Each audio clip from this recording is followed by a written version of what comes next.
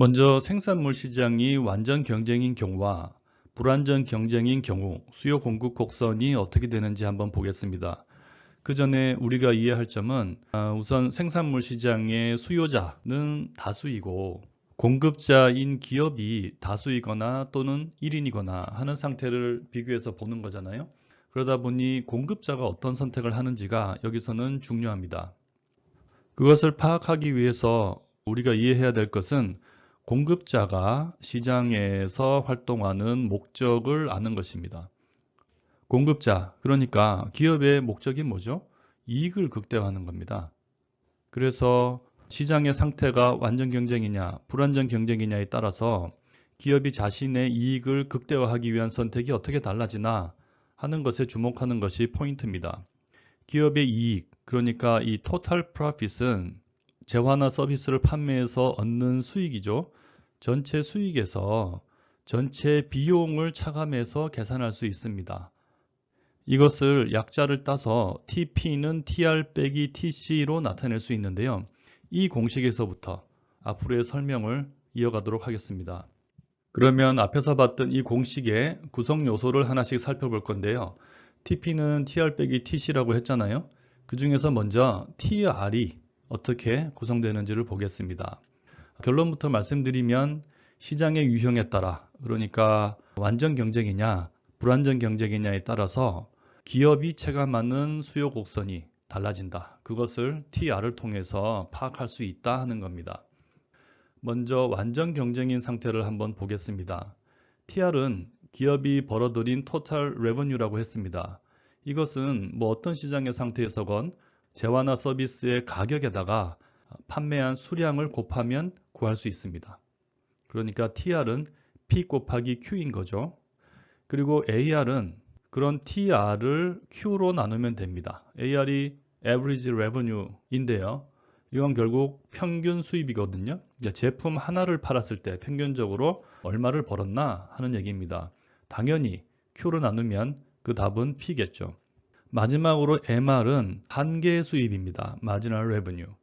이것은 마지막으로 추가적으로 하나 더 팔았을 때 얼마가 남는가 하는 문제입니다. 이 마지널 레버뉴는 미분을 통해서 구할 수 있습니다. 토탈 레버뉴를 하나 더 파는 그 수량으로 미분하면 나오는 값이 마지널 레버뉴인 거죠. 기하학적인 측면에서 보면 마지널은 항상 토탈의 접선의 기울기가 됩니다. 이 공식에서 마지널 레버뉴를 구해보면 P가 됩니다. 그런데 이게 P가 되는 이유는 P 값이 고정되어 있기 때문입니다. 무슨 말이냐면 아래 그래프 보시면요. 요게 시장의 수요와 공급 곡선이잖아요. 이건 시장 전체적인 측면에서 이렇게 된다는 뜻입니다. 그런데 개별 기업 입장에서 보면요. 이 디맨드 커브가 이렇게 우하향하지 않습니다. 시장이 완전 경쟁이면 수많은 수요자와 공급자의 경쟁에 의해서 이 가격이 정해지거든요. 그러면 개별 기업 입장에서의 수요 곡선을 그래프로 나타내 보면 자기가 생산을 얼마나 하던 간에 적게 생산하든 많이 생산하든 시장의 가격은 변함이 없습니다. 그래서 기업이 체감하는 수요 곡선은 이렇게 수평선이 되는 거죠. 자신의 생산량과 무관하게 팔 수 있는 가격은 정해져 있고요. 그 가격은 당연히 Average Revenue고요. 그리고 TR의 공식에서 보는 바와 같이 P가 고정값이라면 이게 고정값이기 때문에 위에 작대기가 있는 거거든요. 고정값이라면 이 P는 상수기 때문에 PQ를 Q로 미분하면 답이 P가 되는 겁니다. 이건 상수이기 때문에 가능한 일인 거죠. 그것이 MR과 일치하게 됩니다. 요게 개별 기업이 직면하는 또는 체감하는 그런 수요 곡선이 됩니다. 그런데 시장이 불안정 경제인 경우 우리가 가정하는 것은 이제 공급 독점 상황입니다. 그때 TR은 역시 P 곱하기 Q인데요. 근데 이때 P는 상수가 아닙니다. 그림부터 볼게요. 요게 시장 전체의 수요 공급 곡선인데요. 여기 수요 곡선이잖아요. 그런데 공급 독점 시장에서는 공급자가 1인입니다. 그러니까 자기가 공급량을 늘리고 줄이는 데 따라서 이 마지널 코스트, 그러니까 공급 곡선은 당연히 우상향하는 모습을 보일 거고요. 그런데 이 수요 곡선도 시장 전체적으로 이 우하향하는 모습이 개별 기업 입장에서 그대로 적용이 됩니다. 내가 더 많이 생산하고 적게 생산하느냐에 따라서, 내가 더 비싸게 팔고 싸게 파느냐에 따라서 시장 전체 수요가 움직이기 때문이죠. 그래서 개별 기업 입장에서 직면하게 되는 또는 체감하게 되는 수요 곡선은 시장 전체 수요 곡선과 동일하게 이 점선의 모습이 됩니다. 이 디맨드 커브가 당연히 그 기업이 직면하는 가격이고요. 이 가격은 AR과 같습니다. AR은 항상 가격과 일치합니다. 토탈 레버뉴 나누기 Q이기 때문에 P가 변해도 상수가 아니라도 AR은 P와 일치합니다. 그런데 MR은 달라집니다. 왜냐하면 이 MR이라는 것은 토탈 레버뉴를 Q로 미분한 값인데요. 토탈 레버뉴의 공식을 보시면 이 P가 상수가 아닙니다. 이 P는 Q와 반비례하는 특징을 가지죠. 그러니까 그 함수의 모습은 우리가 모르지만 좀 정확하게 나타내면 TR은 P인데 얘가 Q의 함수인 거죠. 그거 곱하기 Q입니다. 그래서 얘를 미분하면 얘가 상수가 아니기 때문에 이 답이 P가 나오지 않습니다. 미분한 값, 이제 MR을 말하는 거죠. 그게 P가 아니다 하는 거죠. 그러면 이 MR이라는 것이 크기가 얼마나 될까 하는 문제가 남습니다. 근데 이 MR과 AR의 관계는 항상 일정합니다. 예를 들어서 어떤 변수의 값이 있어요. X와 Y가 있는데 X가 증가할 때 Y가 이제 증가합니다. average의 값이 증가한다면 마지널한 값은 그거보다 더 가파르게 증가하게 되어 있습니다.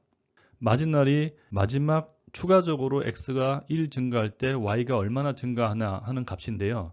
이 마지널한 값은 항상 이 average 값을 선도하게 되어 있습니다.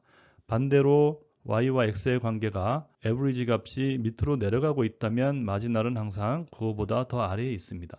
이 점을 이해하면 이 AR보다 MR이 더 작을 거다 하는 걸 알 수 있습니다. 왜냐하면 이 AR이 지금 내려가고 있는 중이잖아요. 그러니까 MR은 그거보다 아래에 있을 겁니다. 물건을 하나 더 팔았을 때 남는 평균 수익보다 마지막 하나를 추가로 팔았을 때 얻을 수 있는 수익의 크기가 더 가파르게 감소하는 거죠. 이렇게 디맨드 커브인 P, AR과 달리 MR이 그 아래에 위치하게 된다. 어떤 경우에? 불완전 경쟁인 경우에 하는 점을 여러분들은 이해하시면 됩니다. 그래서 설명은 길었지만 결과는 단 한 가지죠. 공급자의 수익, TR이라는 것을 가만히 뜯어보면 개별 기업이 직면하게 되는 수요 곡선의 모습은 완전 경쟁일 때는 수평선, 불완전 경쟁일 때는 우하향하는 곡선이 된다. 단, 그 기업의 MR은, 마지널 레버뉴는 완전 경쟁일 때는 수평인 수요 곡선과 같지만 불완전 경쟁인 경우는 우하향하는 수요 곡선보다 더 아래에 위치하게 된다 하는 것을 기억하시면 됩니다. 자, 이제 TP는 TR 빼기 TC 공식의 두 번째 요소죠. 토탈 코스트에 대해서 한번 살펴보겠습니다. 앞에서 봤듯이 TR은 생산물 시장이 어떤 상태인가에 따라 그 성질이 달라졌고, 그래서 개별 기업이 직면하는 수요 곡선도 달라졌습니다. 하지만 TC는 생산물 시장의 상태에 따라 영향을 받지 않습니다. 왜냐하면 코스트는 생산 요소 시장에서 결정되는 것이기 때문이죠. 그래서 생산물 시장이 완전 경쟁이건 불완전 경쟁이건 공급 곡선의 모양은 동일합니다. 그러면 저 토탈 코스트와 관련된 이야기를 좀 더 자세히 해보겠습니다. 비용과 공급 곡선의 관계에 대해서는 2장에서 공급 곡선 도출하면서 이미 설명드린 바 있습니다. 이렇게 Q와 P의 관계에서요. 공급 곡선은 우상향하는 모습을 보이는데 이것이 기업의 마지널 코스트가 수량이 증가할수록 따라서 증가하기 때문이다 하는 설명을 기억하실 겁니다. 그때 우리가 그렸던 생산 곡선의 모습은 이렇게 생겼는데요. 이때 가로축은 생산 요소, 세로축은 생산 요소를 투입해서 만들어낼 수 있는 생산량이었죠. 요거를 서로 뒤집으면 비용 곡선이 나오는데 그 비용 곡선은 생산량과 요 투입하는 생산 요소의 양, 그러니까 이것이 곧 코스트를 의미했죠. 그게 생산을 많이 하면 많이 할수록 이런 모양이 된다 하고 설명을 했었습니다. 근데 지금 보시는 페이지에서는 그 그림들이 조금씩 달라졌어요. 요거를 1번 그림, 요거를 2번, 요거를 3번이라고 하면요. 여기 있는 이 생산 곡선이 저 2번 곡선에 해당하는 겁니다. 그런데 그냥 체감 증가하지 않고 S자 모형을 하고 있죠. 근데 실제로 좀 더 자세히 생각을 해보면 이 생산 곡선의 모습은 이 장에서 설명드린 것처럼 이렇게 간단하지 않고요. S자 모양을 가지는 게 일반적입니다. 생산 요소의 투입량을 늘리면 초반에는 기하급수적으로 생산량이 늘어나고요. 그게 일정 정도의 임계점을 지나서부터 체감 증가하는 모습을 가지게 되는 거죠. 그게 total quantity, 총 생산량 곡선의 모습입니다. 이 장에서보다 조금 더 발전된 형태죠. total quantity가 이렇게 생겼을 때 그러면 average quantity와 marginal quantity는 어떻게 생겼을까 하는 걸 한번 생각을 해보면요. average quantity의 개념은 이만큼 투입했을 때 생산 요소 한 단위당 생산량의 크기가 얼마나 될까 하는 게 AQ잖아요. 그것은 이 TQ상의 점, 우리가 관심 있는 점과 원점을 이은 직선의 기울기가 됩니다. 그렇죠? 투입한 생산 요소의 양분의 생산량, 그것이 평균 생산인 거죠. 그리고 한계 생산, 그러니까 marginal quantity는 이 total quantity 곡선 위에서 우리가 관심 있는 점, 그 점에서의 접선의 기울기가 됩니다. 이건 앞에서도 설명을 드렸죠. 그러니까 marginal의 의미는 접선의 기울기입니다. 그러면 이 AQ와 MQ를 그 크기를 그래프로 한번 나타내 보면요. AQ는 처음에는 작다가 점점 증가합니다. 그러다가 여러분이 보시는 이 접선에서 가장 큰 값을 가지게 되고요. 다시 감소합니다. 그래서 그래프는 이 상태에서 최고의 꼭지점이 되고요. 양쪽으로 작아지는 저런 곡선의 형태가 되는 거죠. 마지널 퀀티티는요. 역시 늘어나는데 AQ보다 훨씬 가파릅니다. 그러다가 이 변곡점에서 최고값을 가지고 그 다음부터 다시 감소하게 되죠. 그걸 나타내면은 이 그림입니다. 보시는 바와 같이 AQ가 증가하는 과정에서는 MQ가 훨씬 높게 위치하고 있습니다. 그러다가 MQ가 먼저 꺾이고요. 좀 지나면 AQ도 따라서 꺾입니다. 그리고 MQ가 내려오다가 AQ의 꼭지점을 지나서 감소하게 되죠. 이렇게 AQ가 감소하는 영역에서는 MQ가 AQ보다 밑에 위치합니다. 그래서 앞에서 average가 증가할 때 marginal은 더 크게 증가하고 average가 감소할 때 marginal은 더 크게 감소한다 라고 설명드린 게 바로 이 논리입니다. 그리고 비용 곡선으로 가볼까요? 여기 있는 이 3번 여기에 해당하는 건데요. 요건 역시 단순히 체증 증가하지 않고 곡선의 모습을 가지게 되죠. 요걸 뒤집은 거니까요. 그리고 앞에서 설명한 것과 똑같은 논리로 이제 뒤집어 보면 AC 곡선은 이렇게 감소하다가 증가하고 MC 곡선은 그것보다 더 가파르게 감소하다가 가파르게 증가하고 근데 이 MC 곡선은 AC의 꼭지점을 관통하게 되고 하는 관계에 있게 됩니다.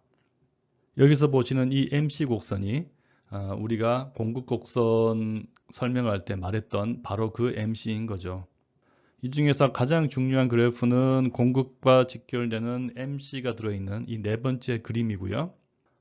그리고 또 한 가지 주목할 점은 이 그림의 모습은 생산물 시장이 완전 경쟁이건 불완전 경쟁이건 관계없이 동일하다 하는 겁니다. 자, 이제 TP는 TR 빼기 TC의 마지막 순서입니다.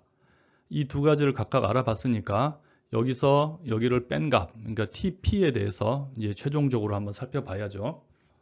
생산물 시장에서 공급자가 해야 되는 선택의 문제는 과연 무엇인가 하면요. 이익을 극대화하기 위해서, 그러니까 이 TP를 극대화하기 위해서 도대체 생산을 얼마나 할 것인가, Q를 얼마나 할 것인가 하는 문제입니다.